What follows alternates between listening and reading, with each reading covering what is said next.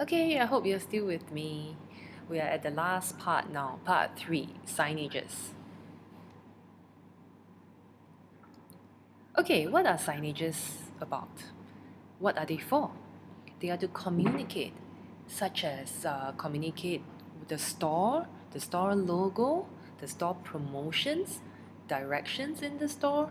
We will see a lot of signages later on, and you will be able to see how they communicate. Advertise.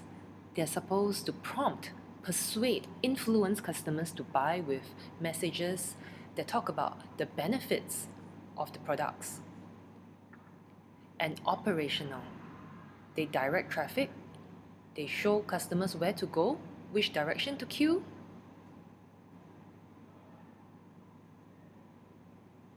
Okay, what are the key points that we want to talk about and think about when we're looking at signages?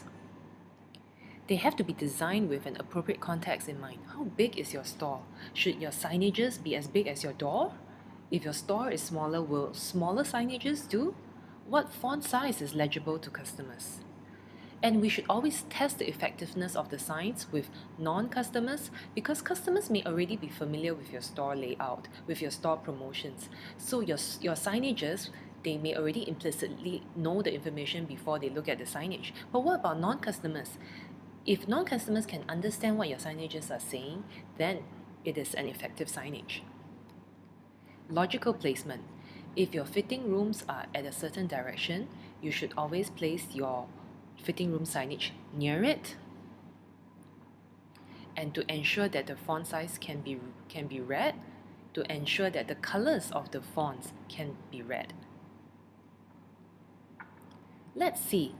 This signage talks about the various interesting information that the retailer wants to communicate. You can have the option of getting an electronic copy of your receipt. You can return your products within certain days and within certain conditions, I'm sure. And this entire painting on the wall communicates that to customers. These signages are actually trying to persuade you to buy something. They're trying to tell you that you can come back and get your flu shots. And these are operational signages. It tells customers whether you're open or not and the opening hours and days. So as we can see, what are the purposes of signage? They are merchandise, to tell customers of the price, what is the trend in the merchandise, or what sort of sale promotion you're having. And branding. Your signages tell the customers of what your brand name is, and with its font, with the material it's made, it also tells the customers your brand story, your brand image, and of course your brand identity. And it increases excitement, that's for sure. Let's take a look at how. Merchandise signage. You can see that this signage actually tells customer if you buy 2 you get 40% off, but if you buy 1 you only get 20% off. Branding. This signage actually tells the customer the brand you're looking at is Carhartt, and looking at the font, the material which is neon, it tells you what is the brand identity of Carhartt, doesn't it? Increase excitement. Looking at these signages, it makes you just want to go get some candy because it's Halloween. That's what we mean by creating the excitement and increasing it with the use of signages. Just in case customers forget, they would tell customers that Halloween is on a Wednesday on the 31st of October.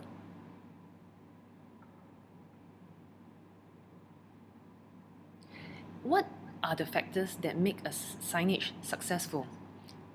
As we mentioned earlier, legible, font size, font color, font type clearly seen and read. It has to be relevant. There's no use in putting a Halloween signage if it's in June. It has to be informative, clearly informative, like what we saw for the discount, the 40% discount if you buy 2. It has to be very clear, and this information, 40% being the most important information, is put up front. And eye-catching, based on the signages we've seen. Can you see how the signages with the use of color and font and materials, they catches your attention? Okay, now let's go into the various types of signages. We have light boxes, which are very popular and commonly used, wall-mounted signage, ceiling suspended signage, fixture-contained signage, and glass stickers. Don't worry, we are going to go through them one by one. Okay, as you can see, this is a light box signage. The entire signage can be lit up with lights installed inside the signage. These directional signages within a store are also using light box. And this is a wall-mounted signage. As you can see, the bar that the signage is hanging suspended from is attached to a wall. Any wall that has a signage mounted on it we call a wall-mounted signage. This is also a wall-mounted signage. If you look carefully, you can see the little brackets that hold the signage onto the wall. And this is a ceiling suspended signage. Can you see the reinforcements that are used to suspend the alphabets from the ceiling? Again, ceiling suspended signage. Especially in very large stores, ceiling suspended signages are very common, especially in places like warehouses, supermarkets, even public spaces like libraries, display halls, exhibition halls. Ceiling suspended signages are very important because you do not have many walls.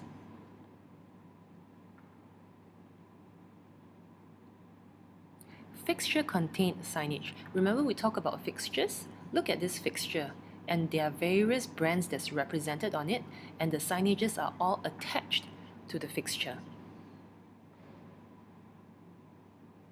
Same for this display shelves. There's actually a signage that fits onto the fixture. Okay, the last type of signage we're going to talk about is glass stickers. They are directly applied onto the glass, usually glass windows, using an adhesive. And because glass stickers have the flexibility that you can print different graphics on them, a lot of times they are used, they have not just words, they have pictures, and they have that helps to represent the theme printed onto these stickers.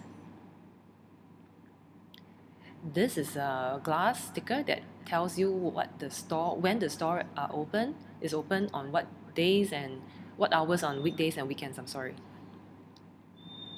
And this glass sticker shows you that they're having a sale up to 50%. Can you imagine that when the sale is over, what do? Just tear the sticker off.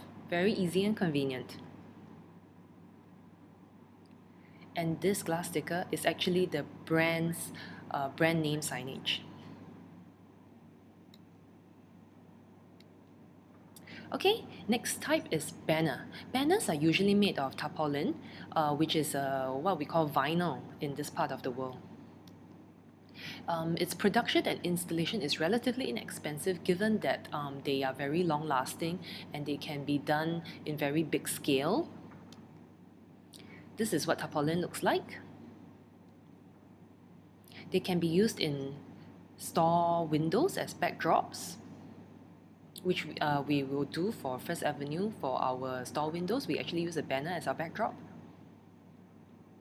They can be used as ceiling suspended signages.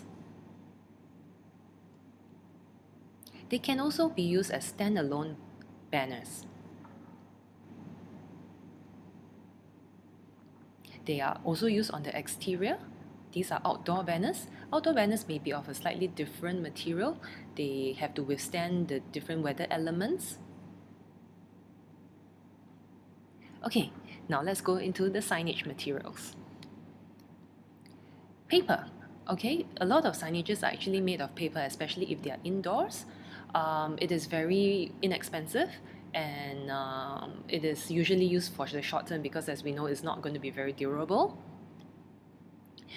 Your light boxes are very often made of acrylic because acrylic you have a various colors that you can be used. They are quite they can be maneuvered to be made into different brand names quite easily. Wood. Wood is it creates a very different look and feel of its own. It's very rustic, very natural. But wood, if it's treated right, it also has the advantage of being long lasting. Brass or glass, these are usually used by luxurious brands because they represent a very expensive feel. This is a very interesting signage. It says jeggings. I'm sure you know jeggings, what jeggings are. They are a tie, they are like a in between jeans and leggings. This is actually made of corrugated board, which is a kind of paper. This is an acrylic signage. You can see that the acrylic sheet has been cut to this size and they are mounted on the wall. This is another acrylic signage. This is what we call almost like a 3D acrylic signage. As you can see, this is also a wall-mounted signage. This clearly is a wooden signage made of wood. This is also, I would believe, stickers on a piece of wood that's used as a signage. This is used using brass, and as you can see, it's actually a two-layered signage. The top layer are the words made of brass. Underneath that, it is actually those same words in a light box, probably made of acrylic. Being a designer brand, using brass makes sense. And this is made of glass. You can see that it's either silkscreen printing or stickers on the glass to create the brand name. Okay, let's talk about creative signages, signages that are a little bit more unexpected. We have 3D signages, signages on pillars, signages on floors, neon signage, which is quite trendy nowadays, and cafe-style signage, also quite trendy nowadays, and interactive signages, which is really the direction that everything seems to be heading towards. These are 3D signages, very interesting wooden boxes, or is it cardboard? Sorry, cardboard boxes mounted on the wall, and looks like it's stickers, letterings that are made of stickers. Another 3D signages, it is actually boxes with one alphabet on each side forming the word sales.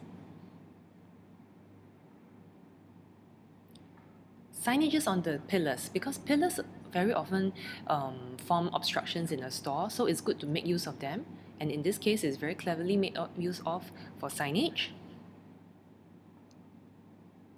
And floor signages, they can help to lead the direction in a certain way, very good as operational signages. Cafe style signages. Have you seen this usually at cafes? But then if you look at these two signages carefully, they are actually retail signages. So they are a little bit unexpected and out of the norm in a retail store. Neon signage. Because of the whole 80s movement, neon is very much creates an 80s feel, and that's why we are seeing it more and more these days. Interactive signages. As you can see, these signages would actually tell you where the items are displayed and what are the promotional items, and they are interactive as in they will respond on a touch screen.